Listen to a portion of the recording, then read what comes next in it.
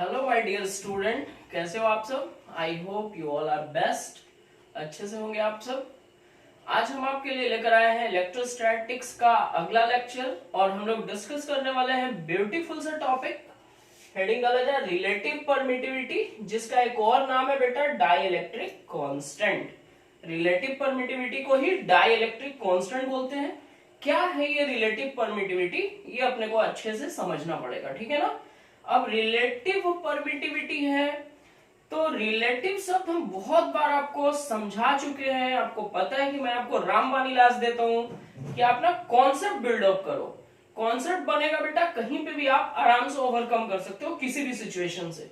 तो relative permittivity अभी discuss करना है। पहले हमने आपको समझाया होगा relative refractive index, refractive index of glass with respect to water, मतलब refractive index of glass divided by refractive index of water. ऐसा रिलेटिव है, ठीक है ना। अभी आप समझो, धीमे धीमे करके समझाता हूं। मस्त मजा आने वाला टॉपिक में 12th और IIT मेडिकल के बच्चों के लिए बहुत ही प्यारा टॉपिक है। Full focus on the lecture and मस्त मेरे साथ साथ आप लिखो, समझो, मस्त मजा आने वाला, ठीक है। Put your heading relative permittivity, जिसको हम लोग डाइइलेक्ट्रिक कांस्टेंट भी बोलते हैं। बेटा इससे पहले जो इलेक्ट्रोस्टैटिक्स में हमने आपको समझाया था कि इलेक्ट्रोस्टैटिक दो चार्ज पार्टिकल के बीच में इंटरैक्शन के बारे में अपने को समझाता है कि कैसे वो दोनों फोर्स लगाएंगे, फोर्स अट्रैक्टिव होगा कि रिपल्सिव होगा।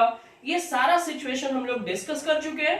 बट वहां पे एक चीज हम बार बार रिपीट कर रहे थे कि हम लोगों ने फोर्स जिन दो चार्ज पार्टिकल के बीच में निकालना था, उनके बीच में ना मीडियम एयर था, फ्री स्पेस था या वैक्यूम था, उसी पे हम लोग अभी तक काम किए हैं। अब कोई जरूरी नहीं है कि दो चार्ज पार्टिकल के बीच में हमेशा एयर हो, वाटर हो सकता है या कोई भी अदर मटेरियल हो सकता है। तो अगर एयर के अलावा कोई और मटेरियल होता है दो चार्ज पार्टिकल के बीच में, तो उनके बीच लगने वाला इलेक्ट्रोस्टैटिक फोर्स का वैल्यू बढ़ेगा, घटेगा, क्या होगा, आज के टॉपिक में अपने को यही समझना है, ठीक है। तो ऑफ कोर्स अगर एयर के अलावा कोई और मीडियम आ जाता है चार्ज पार्टिकल के बीच में, तो उसके बीच लगने वाले फोर्स की वैल्यू घटेगी। कैसे घटेगी, कंटिन्यू वॉचिंग, ठीक है। अब यहां पे बेटा समझिए, हम लोग कूलम्स लॉ से ही बात स्टार्ट करता हूं मैं। According to Coulomb's law, Coulomb's law के अकॉर्डिंग हम आपको ऐसा समझाए थे कि कंसिडर कर लो कि ये एक चार्ज पार्टिकल है Q1 और इससे r डिस्टेंस दूर एक दूसरा चार्ज पार्टिकल है Q2। इनके बीच का डिस्टेंस r और बीच में क्या है, एयर। एयर बोलो आप, फ्री स्पेस बोलो, वैक्यूम बोलो, अपने लिए सब सेम है, ठीक है। अब इनके बीच जो लगने वाला फोर्स होता है दैट इज F, मतलब force between two charge particle placed in air, F not is equal to 1 by 4 pi epsilon not Q1 into Q2 divided by R square. ये फोर्स का मैग्नीट्यूड हम लोग कूलम्स लॉ में सीखे थे कि ये फॉर्मूले से हम फोर्स का मैग्नीट्यूड फाइंड करते हैं। इसको मैं कंसीडर कर लेता हूं इक्वेशन नंबर 1। अब चूंकि यहाँ पे जो एप्सिलॉन नॉट है, इसको क्या आप बोलते हो, एप्सिलॉन नॉट को आप बोलते हो परमिटिविटी ऑफ एयर या फ्री स्पेस। और इसका वैल्यू भी आपको पता है, इसका वैल्यू कितना होता है बेटा 8.85 into 10 to the power -12। Unit इसका क्या होता है, तो इसका यूनिट होता है कूलम्ब स्क्वायर पर न्यूटन मीटर स्क्वायर, ठीक है। अब यहां से आप फील करना स्टार्ट करो। यहां ध्यान दो आप, F not is inversely proportional to epsilon not, मतलब F जो होता है ना फोर्स होता है, वो परमिटिविटी का इनवर्सली प्रोपोर्शनल है। मतलब अगर किसी मटेरियल का परमिटिविटी ज्यादा होगा तो फोर्स की वैल्यू उस मटेरियल में, उस मीडियम में कम होगी। कंफर्म बात है। और ज्यादा मैं फील कराता हूं। अब मान लो कि इसी सिस्टम को हम किसी दूसरे मीडियम में लेके जाते हैं, ठीक है। When the system of charges, when the system of charges are placed in any material या medium, placed in any medium.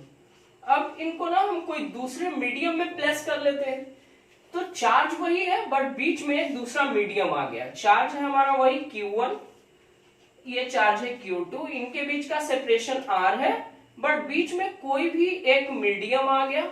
तो बेटा हर मीडियम की अपनी अपनी परमिटिविटी होती है, इसकी परमिटिविटी को हम EM से डिनोट कर रहे हैं। तब इनके बीच में फोर्स क्या लगेगा भाई, तो यहां पे फोर्स लग जाएगा F is equal to 1/4πε_m permittivity of medium Q1 into Q2 divided by R²। Okay, अब इनके बीच में ना force F is equal to this, इसको मैं कंसिडर कर लेता हूं इक्वेशन नंबर 2।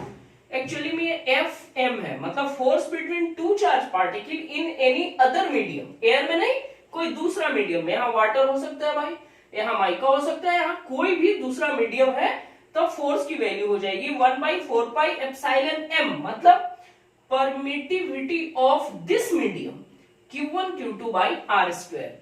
अब इन दोनों से आप समझ लो, देख लो दोनों ही इक्वेशन में कि फोर्स ना बेटा परमिटिविटी का इनवर्सली प्रोपोर्शनल है, मतलब जिस मीडियम का परमिटिविटी ज्यादा होगा उसमें फोर्स की वैल्यू कम होगी, और जिस मीडियम का परमिटिविटी कम होगा उसमें फोर्स का वैल्यू ज्यादा होगा भाई, इनवर्सली प्रोपोर्शनल है। अब एक्चुअली में ये परमिटिविटी होता क्या है, इस पे थोड़ा मैं फोकस करता हूं, एकदम मस्त समझ में आएगा आपको, ध्यान दो आप। यहाँ पे जो परमिटिविटी है, नाम से लग रहा है कि ये परमिशन देगा फोर्स लगाने के लिए, अलाउ करेगा, बट यहाँ इक्वेशन समझा रहा है कि जिसकी परमिटिविटी ज्यादा होगी फोर्स कम लगेगा। एक्चुअली में ये परमिटिविटी है क्या, ये हम आपको समझाने वाले हैं। तो परमिटिविटी के बारे में आप ये माइंड में रखो कि क्या करता है ये, इसका डेफिनेशन समझो। परमिटिविटी ऑफ मीडियम, तो परमिटिविटी ऑफ मीडियम है क्या एक्चुअली में? परमिटिविटी ऑफ मीडियम किसी भी मीडियम का, मटेरियल का एक प्रॉपर्टी है, जो मटेरियल दो चार्ज पार्टिकल के बीच में अपने फील्ड के द्वारा जो फोर्स लगता है उसको रोकता है। ठीक है, मतलब आप बोल सकते हो कि ऐसा आप समझो, नाम से तो लग रहा है कि परमिटिविटी मतलब फोर्स लगाने वाला होगा, फोर्स जितना परमिटिविटी जितना ज्यादा होगा फोर्स उतना ज्यादा लगना चाहिए, बिल्कुल नहीं। इक्वेशन से अपने को समझ में आ रहा है इनवर्सली प्रोपोर्शनल। तो ये है क्या एक्चुअली में परमिटिविटी, धीमे धीमे करके समझिए। परमिटिविटी का मतलब ये एक प्रॉपर्टी है मीडियम के बीच में, जो करता क्या है समझो। It is the property of material, it is the property of material which, ठीक है, which permits its own field to decrease, समझना मस्त मजा आएगा, to decrease the interaction between the charges, to decrease the interaction between the charges।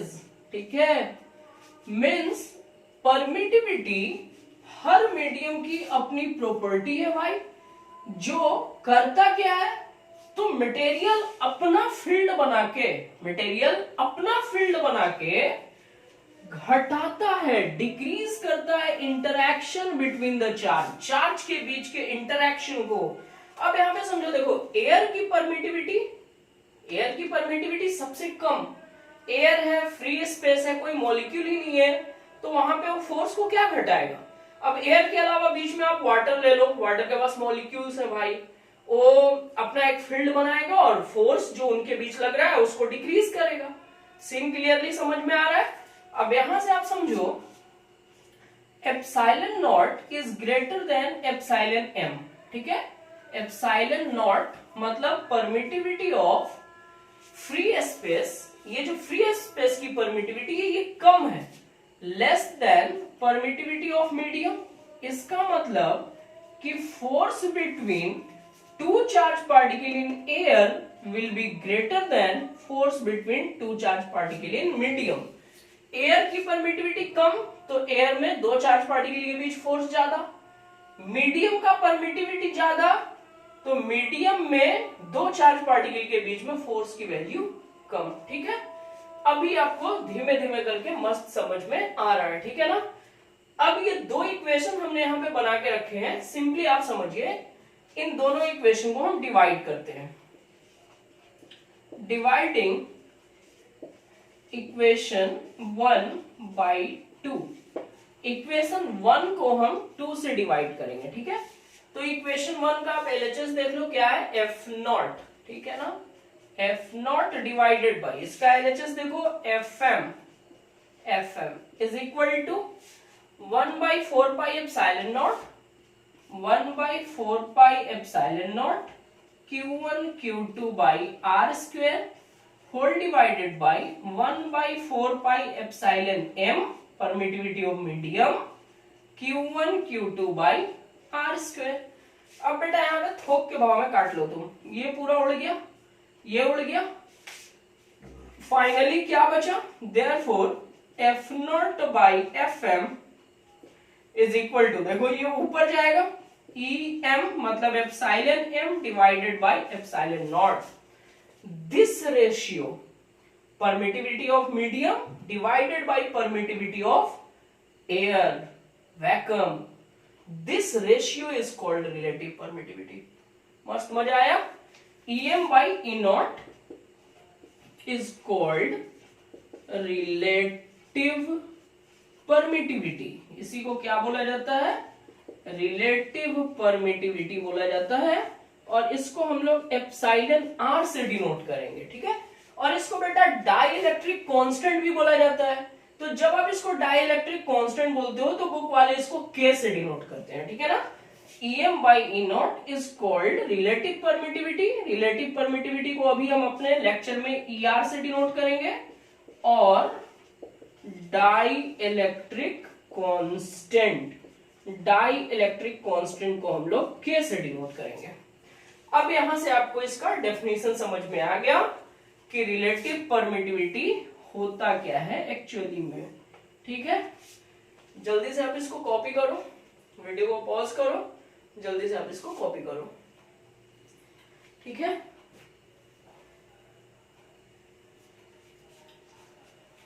Okay,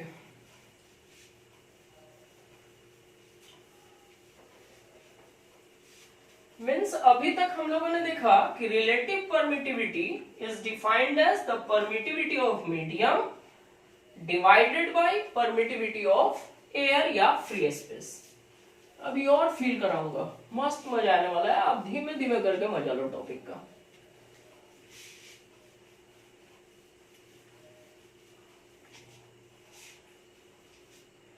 इसको अभी छोड़ता हूं, यहीं से बात अब आगे स्टार्ट करते हैं। ध्यान दो बेटा, हम लोगों ने डिस्कस किया रिलेटिव परमिटिविटी के बारे में, रिलेटिव परमिटिविटी, ठीक है। Relative permittivity E R is equal to क्या मिला formula, E M divided by E not, means it is defined as the ratio of permittivity of medium to the permittivity of air बोलो या free space बोलो, आप इससे भी definition बना सकते हो, कोई प्रॉब्लम नहीं है। रिलेटिव परमिटिविटी का डेफिनेशन आप इससे भी बना सकते हो। It is also defined as the force between two charged particle in air divided by force between same two charged particle in any medium। आप ऐसे भी डिफाइन कर सकते हो, कोई प्रॉब्लम नहीं है। अभी देखो ये फोर्स का रेशियो है, परमिटिविटी का रेशियो है, तो क्या इसका कोई यूनिट होगा, बिल्कुल नहीं होगा। तो एक लाइन ये भी माइंड में रखना, it is a unitless and dimensionless quantity. ना तो इसकी कोई यूनिट होती है भाई, और ना ही इसका कोई डायमेंशन होता है, ठीक है। अब इसको और फील करो आप, और मस्त मजा आने वाला है। ध्यान दो, जैसे आप मान लो यहां पे लिखा हुआ है ई आर मतलब relative permittivity is equal to permittivity of medium divided by permittivity of air.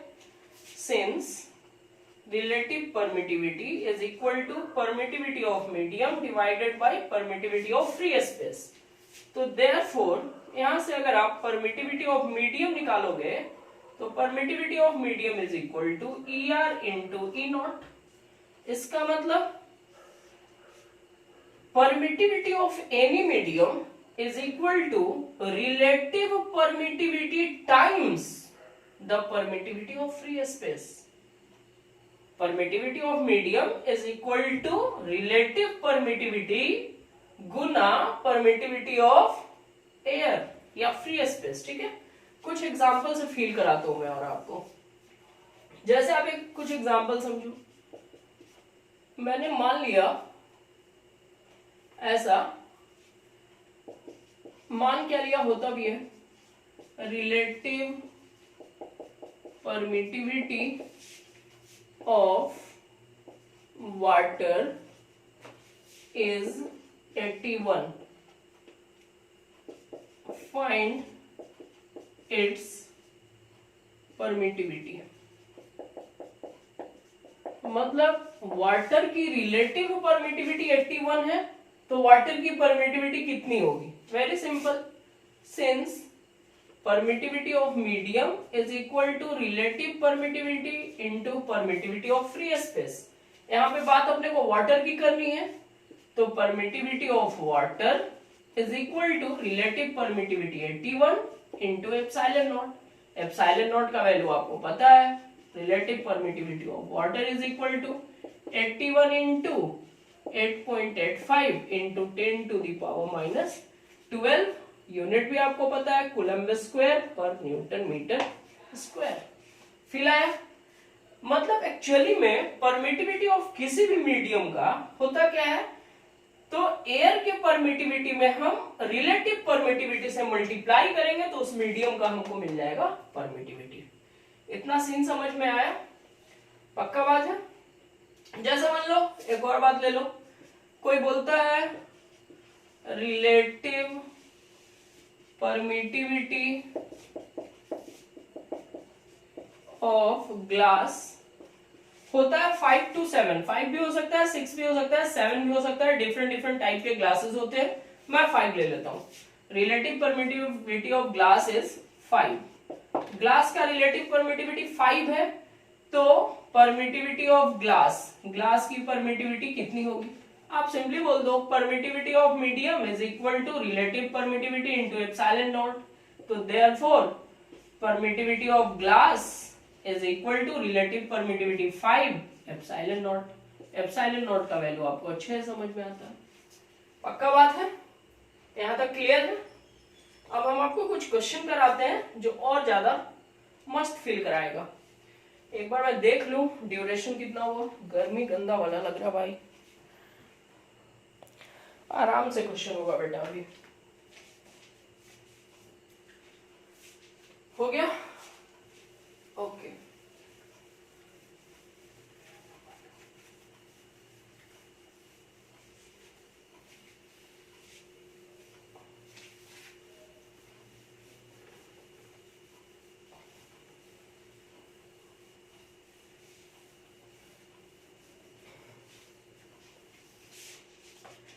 कुछ क्वेश्चन ले लेते हैं।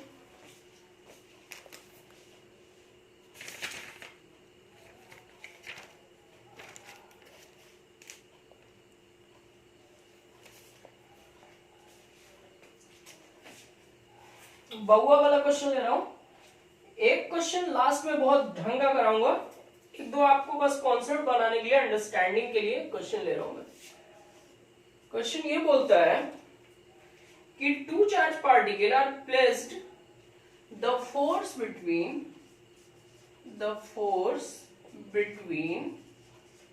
two charged particles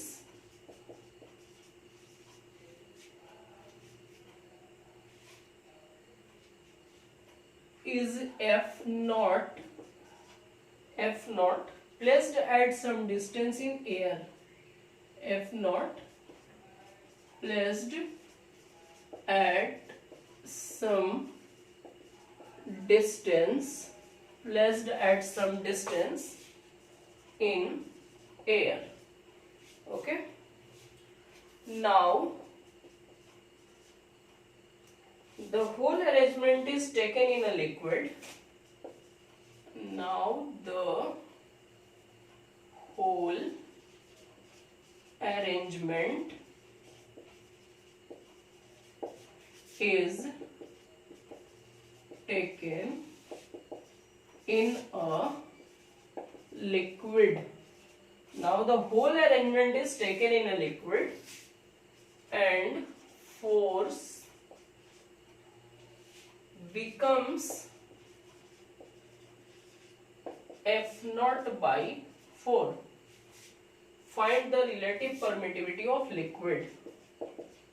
Find the relative permittivity of liquid. Find the relative permittivity of liquid. यहां पे देखो, आप ढंग से समझो. बोल रहा है कि the force between two charged particles is F naught placed at some distance in air. मतलब ये दो चार्ज पार्टिकल में बना लेता हूं Q1, एक दूसरा चार्ज पार्टिकल हमारा Q2, इनके बीच में अभी एयर है. ठीक है. डिस्टेंस में मान लेता हूं R. तो इनके बीच में जो फोर्स लग रहा है वो है F नॉट. तो therefore F not is equal to क्या होगा, 1/4 pi epsilon not Q1 into Q2 divided by R square. ये इनके बीच में भाई फोर्स लगेगा. इसको हम कंसिडर कर लेते हैं इक्वेशन नंबर 1. अब आप क्या देखो, बोल रहा है कि now the whole arrangement is taken in a liquid. पूरे अरेंजमेंट को लिक्विड में लेके गया तो फोर्स कितना हो गया, F नॉट बाई 4. ठीक है. नाउ इन लिक्विड, लिक्विड में सीन क्या होगा, तो ये आपका चार्ज वही, दोनों डिस्टेंस भी इनके बीच में वही, बट यहां पे अब एक लिक्विड आ गया तो हर मीडियम की अपनी अपनी परमिटिविटी. लिक्विड की परमिटिविटी में मान लेता हूं EL. आप EM भी बोल सकते हो, परमिटिविटी ऑफ मीडियम, कोई गल नहीं भाई. तो force in liquid is equal to 1/4 pi epsilon L, permittivity of liquid, Q1 into Q2 divided by R square. अब इनके बीच में फोर्स ये लगेगा. इसको मैं मान लेता हूं इक्वेशन नंबर 2. हमको चाहिए रिलेटिव परमिटिविटी ऑफ लिक्विड. ठीक है. अब आप ऐसा करो, इनको हम डिवाइड कर देंगे तो रिलेटिव परमिटिविटी हमको मिल जाएगा. Equation 1 is divided by 2. Equation 2. Equation 1 को हम इक्वेशन 2 से डिवाइड कर रहे हैं तो F नॉट बाई FL, मतलब force in air divided by force in liquid. तो आप देख लो 1/4 पाई 1/4 पाई कट जाएगा, Q1 Q2 सब कट जाएगा, EL ऊपर चला जाएगा, EL divided by E not हो जाएगा. फाइनली आप रख के काट लेना. ठीक है. बट यहां पे आपको देखो क्वेश्चन में क्या दिया कि फोर्स कितना हो जाता है, F नॉट बाई L 4 हो जाता है. मतलब force in liquid is equal to F not by 4. इसको आप ऊपर पुट कर लो तो therefore F not divided by F not by 4 is equal to EL divided by E not. ये 4 ऊपर चला जाएगा तो फाइनली F नॉट से F नॉट आपका कैंसिल हो गया. EL divided by E not is equal to 4. Relative permittivity यही तो है, permittivity of liquid divided by permittivity of air. Therefore relative permittivity of liquid is equal to 4. Answer. Okay, छापो जल्दी.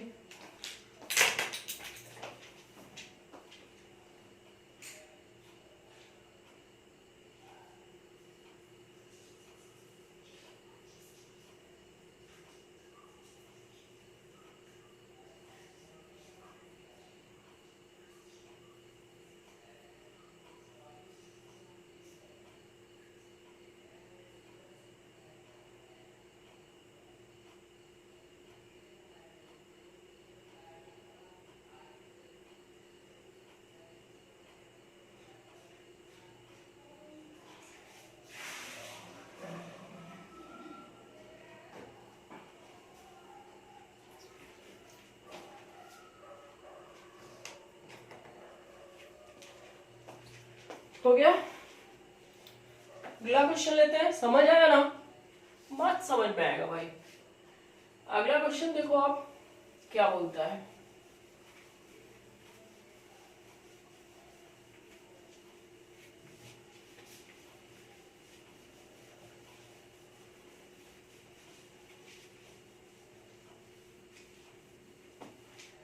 अगला question बोलता है कि the force between two charge particle placed in F naught, हाँ, the force become F/4, separation is reduce to half. यहाँ पे थोड़ा सा चेंजिंग आ गया है क्वेश्चन में। Now the whole arrangement is taken in a liquid and the force become F/4 when separation between the charges is reduced to half. Separation when separation between the charges is reduced to half. फिर से आपसे वही पूछा, relative permittivity of liquid. Find relative permittivity of liquid. Liquid का relative permittivity बता दो। समझो, पहला सीन तो वही है भाई, दो चार्ज पार्टिकल है, एयर में प्लेस्ड है, Q1 Q2 मान लेता हूँ, बीच में एयर है, डिस्टेंस में R मान रहा हूं, तो सिंपली क्या हो जाएगा, F0 is equal to 1/4πε0 Q1 into Q2 divided by R square. ये इनके बीच में फोर्स होगा। अब क्या बोला कि अब इनको किसी लिक्विड में ले गया तो फोर्स हो गया F0/4 और साथ साथ में इनके बीच का सेपरेशन कितना हो गया, हाफ। मतलब डिस्टेंस जो था दोनों चार्ज पार्टिकल के बीच में, जो सेपरेशन था वो हाफ हो गया। पहले सेपरेशन R था, अब कितना हो गया, R/2। मीन्स इन लिक्विड में क्या सीन बन रहा है, तो ये एक चार्ज पार्टिकल है आपका Q1, ये दूसरा चार्ज पार्टिकल है Q2। अब इनके बीच का डिस्टेंस हो गया R/2। ओके ना, बीच में आ गया लिक्विड। तब यहाँ पे फोर्स कितना हो जाएगा, F in liquid is equal to 1/4πε0 permittivity of liquid Q1 into Q2 divided by R/2 का होल स्क्वायर। चलेगा? मीन्स जो फोर्स इन लिक्विड है दिस इज 1/4πε0, मतलब permittivity of liquid Q1 Q2 R/2 का होल स्क्वायर। मीन्स R²/4, 4 चला जाएगा ऊपर, तो हम बोल सकते हैं 4 into Q1 Q2 divided by R²। चलेगा? मत समझ में आ रहा ना? इसको हम मान लेते हैं इक्वेशन नंबर 2। ये है अपना इक्वेशन नंबर 1। फिर से आप डिवाइड कर दो, इक्वेशन 1 डिवाइडेड बाई इक्वेशन 2। ठीक है? तो F0/F in liquid is equal to, देखो 1/4π कैंसिल, चलो इस बार लिख के करता हूं।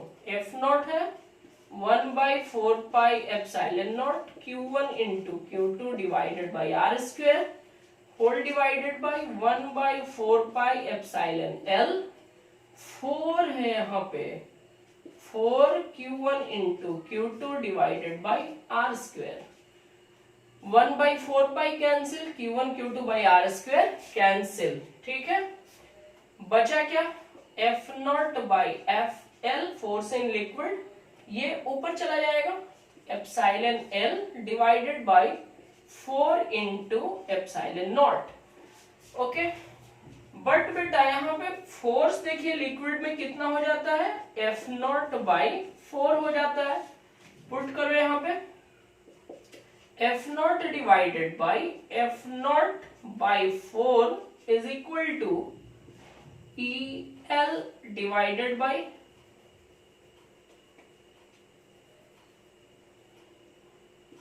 EL divided by 4 into ε0। ये 4 वंस अगेन ऊपर चला जाएगा, तो 4 F0/F0 is equal to 1/4 into EL/E0। ठीक है, F0 से F0 आप कैंसिल कर दो, 4 को लाके मल्टीप्लाई कर दो, तो therefore EL/E0 is equal to, ये 4 इधर आ गया 16, तो देयरफॉर रिलेटिव परमिटिविटी आपको कितना मिला 16। बात समझ में आ गई? एक बार आप कैलकुलेशन चेक कर लो। The force between two charge particle is F0 plus that some distance in air. F0 air में, अब वो लिक्विड में गया तो कितना हो गया, the whole arrangement is taken into liquid, force become F0/4 when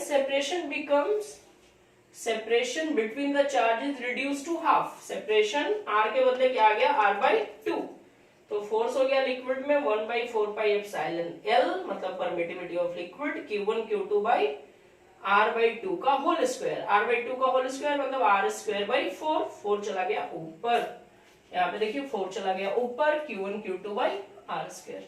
कहीं कोई दिक्कत नहीं है, just check a calculation, concept मस्त है। ओके, समझ आया? एक और प्रॉब्लम है, मस्त प्रॉब्लम, वो करवाना चाहेंगे हम आपसे, जल्दी से छापो आप।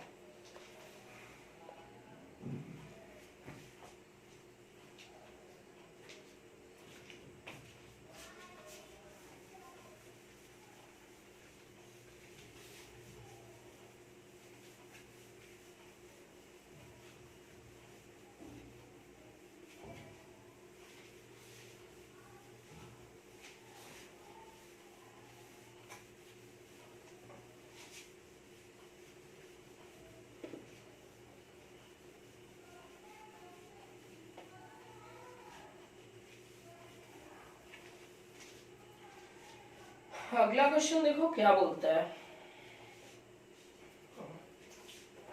लिख देता हूं मैं आपके लिए। बोलता है two metallic identical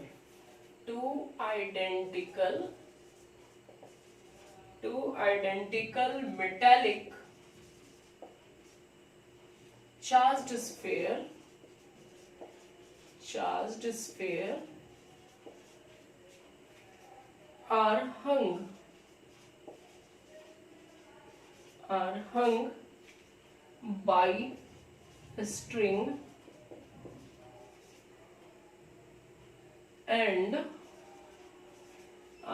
by a string and a string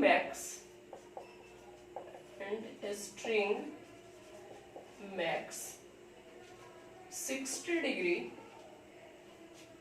with each other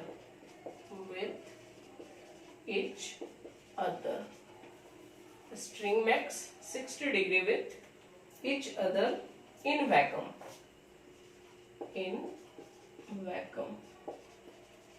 ठीक है। when whole arrangement is kept in a liquid, when whole arrangement is kept in liquid of density, liquid का डेंसिटी दे रखा है 0.5 gram per CC, the angle remains same, calculate relative permittivity of liquid,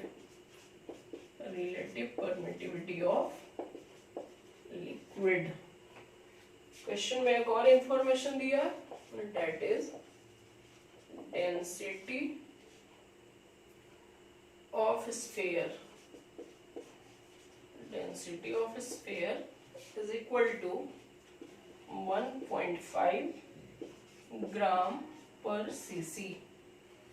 options भी दे रखे हैं, option number A है आपका 1.5, option B है आपका 2, ऑप्शन सी है आपका 2.5 एंड ऑप्शन डी है 3। वीडियो को पॉज करो, जल्दी से ट्राई करो, ठीक है।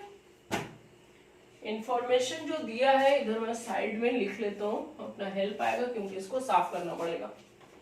एंगल दिया है 60 डिग्री, बाद में समझ लेंगे। When whole arrangement is kept in liquid of density 0.5, density of liquid, density of liquid है आपका 0.5 gram per cc and density of sphere, density of sphere है आपका 1.5 ग्राम पर सीसी, ठीक है।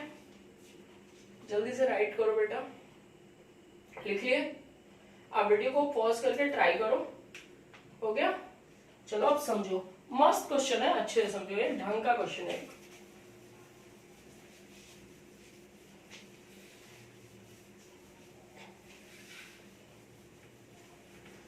देखो बोल क्या रहा है, बोल रहा है एक्चुअली में कि दो चार्ज पार्टिकल है, उसको ना स्ट्रिंग से लटकाया गया, ठीक है। ये हम मान लेते हैं कि यहां से एक ऐसा दो स्ट्रिंग आया, स्ट्रिंग से लटका दिया गया दो चार्ज पार्टिकल को। अभी ये है एयर में, एयर में, ठीक है। तो इनके बीच का जो एंगल है, ये पूरा एंगल दे रखा है 60 डिग्री। पूरा एंगल कितना दे रखा है? 60 डिग्री दे रखा है, ओके। यही क्वेश्चन में अभी बोला। अब बोलता है कि इसको, ये जो चार्ज पार्टिकल है, इनको लिक्विड में लेके जाएगा। क्वेश्चन पढ़ के मस्त समझाता हूँ। Two identical metallic charged sphere are hung by a string and makes angle 60 degree with each other in vacuum या air, ठीक है। When the whole arrangement is kept in liquid of density, अब इसको क्या किया गया कि इस पूरे अरेंजमेंट को एक लिक्विड में लेके गया। यहाँ पे लिक्विड का डेंसिटी दे रखा है, ये डेंसिटी ऑफ लिक्विड दे रखा है। हाँ, the angle remains same, but still the angle remains same. Angle भाई वही है 60 डिग्री का, 60 डिग्री ही इनके बीच में एंगल रहता है।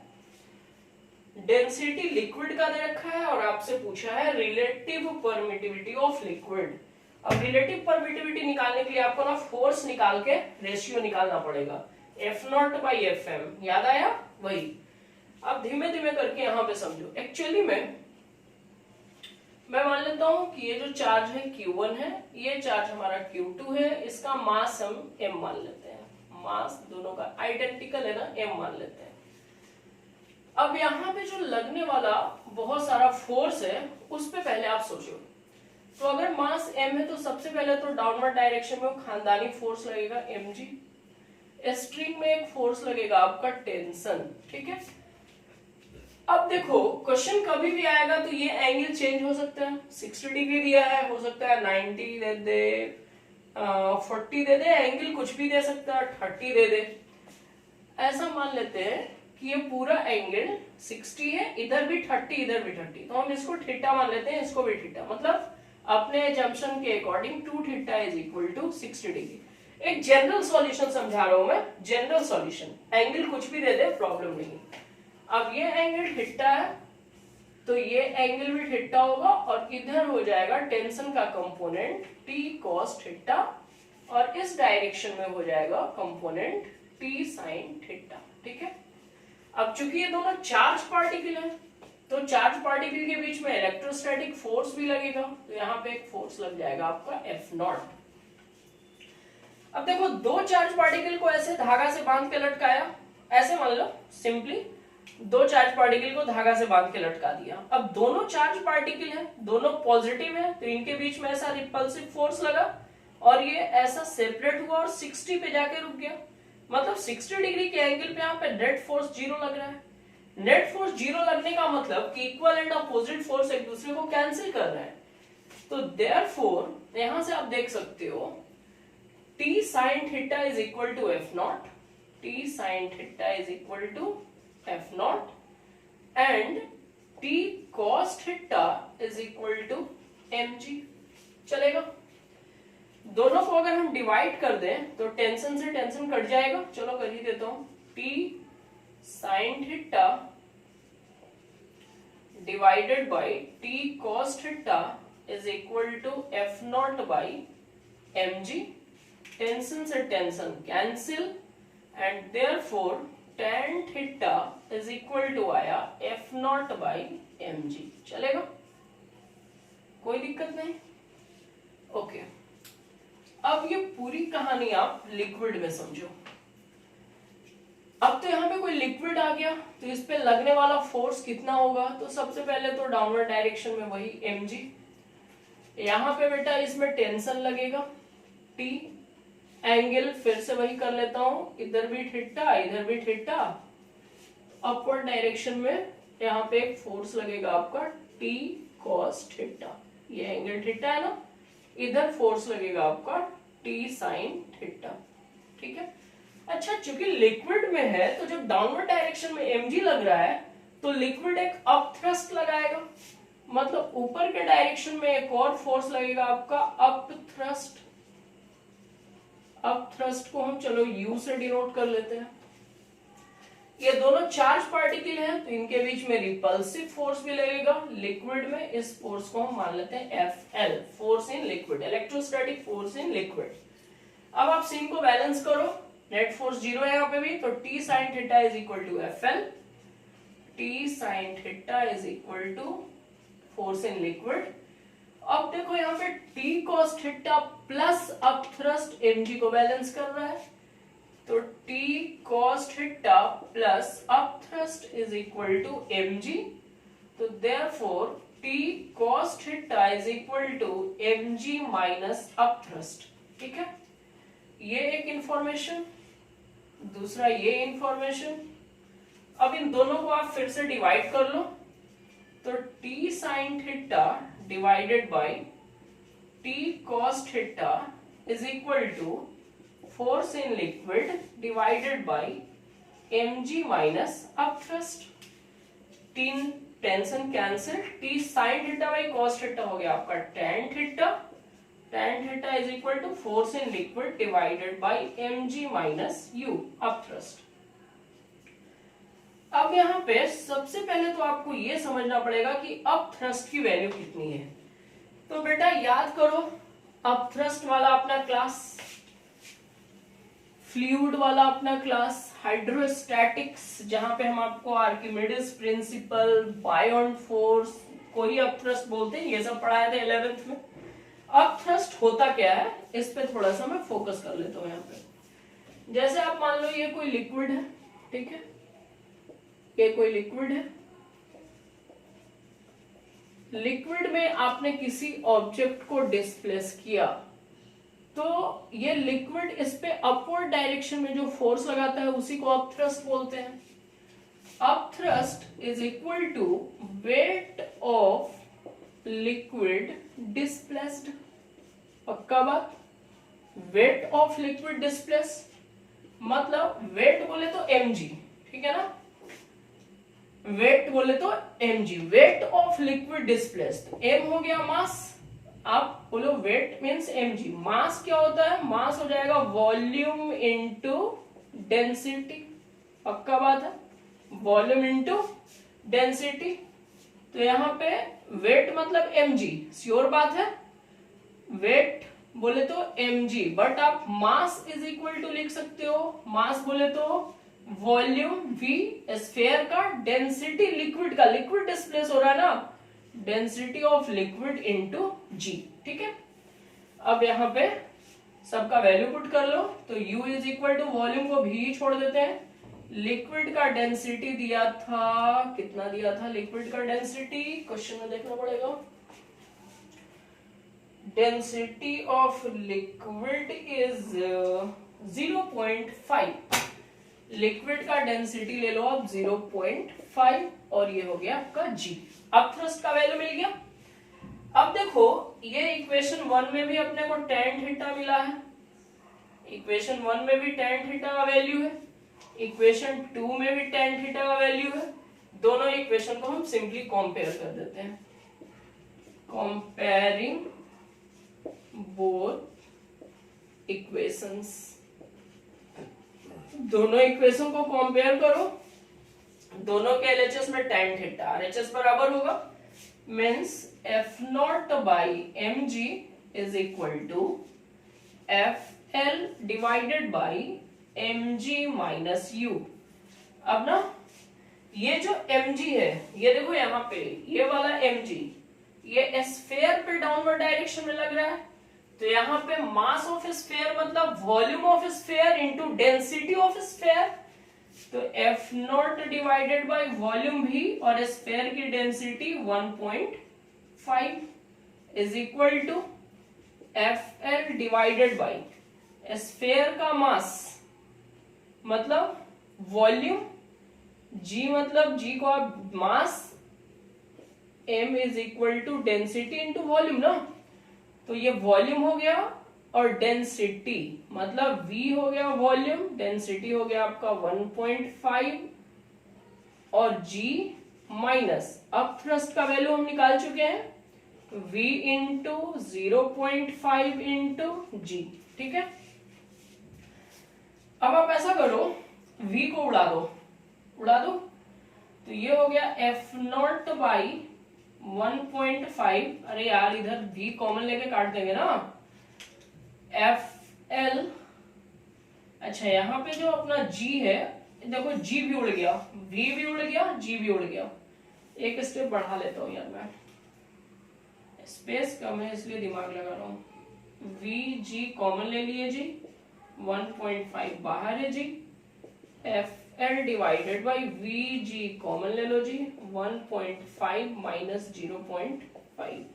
ठीक है, दोनों साइड से ये उड़ा दो, एफ एल को लाके डिवाइड करो, F not by F L is equal to, ये ऊपर चला गया 1.5 डिवाइडेड बाई नीचे 1.5 माइनस 0.5 कितना बचा, 1 बचा। यही तो है रिलेटिव परमिटिविटी, मतलब E R of liquid is equal to 1.5। Okay, कहीं कोई डाउट है तो आप बात करो। ठीक है, अच्छे से समझ में आया? वीडियो बेटा बहुत लंबा हो रहा है, इस क्वेश्चन में अगर कहीं कोई प्रॉब्लम होगा, कॉन्सेप्ट ऐसा ही है, कैलकुलेशन मिस्टेक होगा अगर तो आप चेक कर लो, इतने बड़े आप लोग हो गए हो। All is well, keep watching, जल्दी मिलते हैं अगले लेक्चर के साथ। ठीक है ना, be safe at your home, thank you so much, take